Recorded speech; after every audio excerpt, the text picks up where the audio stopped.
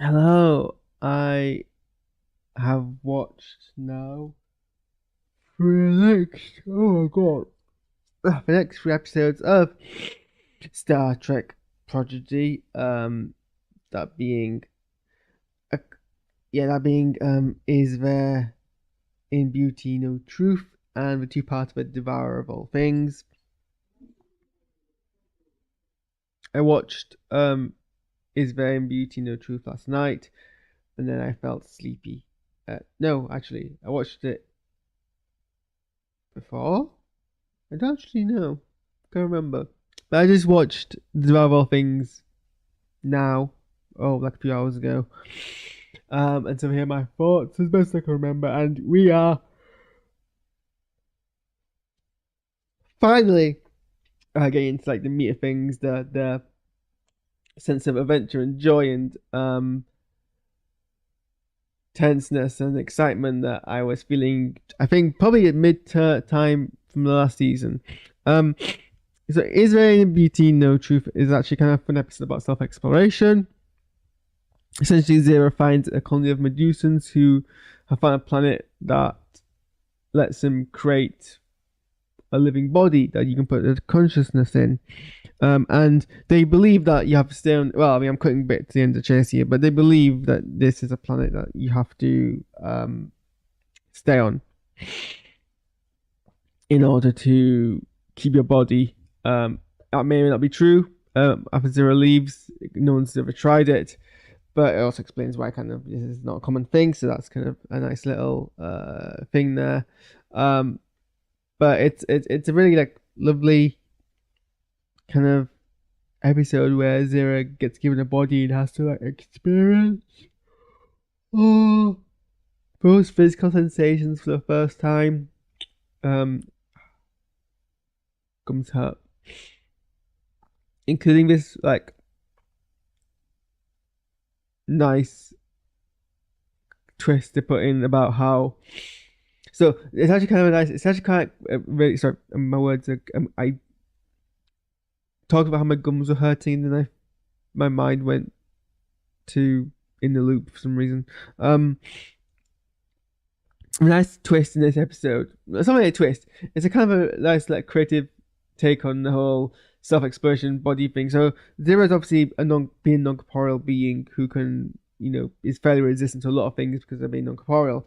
Now they're corporeal, which so in a sense they're more susceptible to being harmed in certain ways. So part of their tradition of this planet is once you get your corporeal body, you've got to go through what is essentially a dangerous obstacle course where there is a real fear of death to basically teach you because you haven't grown up learning to be afraid of getting hurt. So now this is trying to put into you that sense of fear and let you understand that sense of fear and understand that sense of fear is a way to kind of protect yourself. And it's actually kind of interesting because I don't think that's really a concept that I get explored a lot in these similar stories where something that's non-corporeal gets put into a corporeal form or something that is immortal gets made mortal. And it's kind of a nice concept to explore. And I think this was a nicely paced episode. Usually, a lot of the episodes are rushed. Trying to tackle their concepts before the next episode takes over to tackle their concept. I think was roughly like kind of a nice amount of time for it. Again, the others things to do in terms of just have downtime, but it's very much a Zero kind of vehicle episode. Zero gets a chance to kind of explore elements of the character and develop, and then they choose ultimately to stay with the crew with their new mortal body, and that's obviously going to carry on in future episodes. And then above all things has a surprise return of Wesley Crusher as his kind of time traveling powerful alien trans-dimensional self that I like kind of continues. I haven't actually seen the episode where Wesley leaves, but I'm kind of familiar with what kind of happens in it. And I like this kind of follows through from that. Like he's not this like Q like being, but he's also not human anymore. He's kind of this really weird thing, and like I'm sure I'm sure Will Wheaton enjoyed the opportunity to kind of go very loopy with the non-linear aspects and like the character being, you know, kind of crazy, but it makes sense to be crazy when you don't see the world in the kind of coherent form. And this was a good episode to have as a two-parter. It was a very tense episode. They introduced these, I think they called them kind of like time carnivores or something like that. But it's actually very interesting. It's actually a very scary creature, and a very formidable creature. And I think it kills like a whole bunch of the Voyager crew. Nothing kills. It's very much like Weeping Angels. They it's more like the time field in series 5 of Doctor Who. That kind of, if you get caught by it, you never have existed to everyone who. Insinuation is everyone who either didn't, not necessarily people who didn't see people who didn't see it happen, but if you're not protected by your time like bracelet as it happens, if you get these people ever existed, it's obviously a much more scarier prospect. And I think we see at least like dozens of people get killed this way, which for Star Trek Prodigy is a fairly high death count. I'm not even convinced we've even had too much of a death count until now.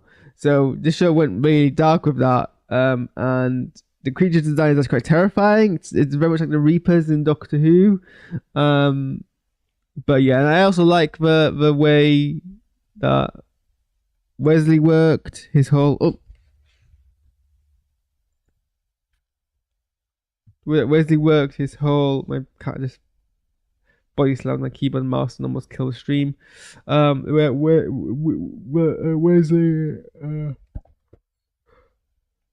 was kind of able to like manipulate his environment around him. Like the powers aren't clearly defined, but I think it's easy to kind of extrapolate. His whole attitude to things, like his seriousness around the issue, but his inability to really take things seriously when he's kind of his whole like casual peace self. The references to like the supervisors, and Wesley's past, the kind of old 60s era home being a safe area for the supervisors. The fact that travelers have like abandoned that reality. The way they've explained kind of how time travel works in a way that's kind of like clearer than with the previous explanations we've got in this series, to kind of help mop that up as well. Fact that this is now, because of the specific nature of the wormhole, this is like a bubble area that everything else is being protected from, but eventually it'll kind of continue to damage itself. Things like that. I'm not very coherent, but that's because it's like 10 to 2.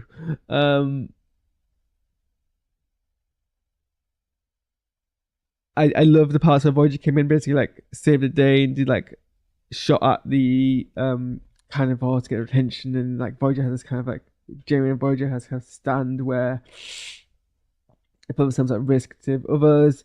Janeway did a whole kind of like heroic classic Janeway move of taking a shuttlecraft, fighting one-on-one an alien, taking a phaser rifle and wearing a vest.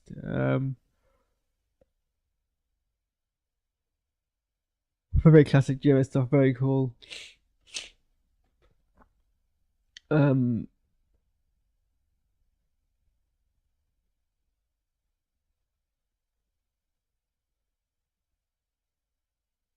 then we end with Find the Pro Star. Finally, like the modern or slightly fast. I'm getting, my mind's not going to figure out now because I'm too tired. I'm getting a bit muddled with the timeline here, but I'll figure it out.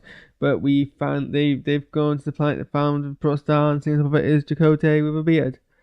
So yeah, those are my thoughts on these episodes. Sorry, I'm doing it a disservice because I'm just very, very like out of it right now with how sleepy I am. And I need to do a reaction video to Star Wars Acolyte. So I'm gonna go do that. And this is actually just part 1 of Prodigy done now. So we've done half the episodes, and we've got part 2 to watch.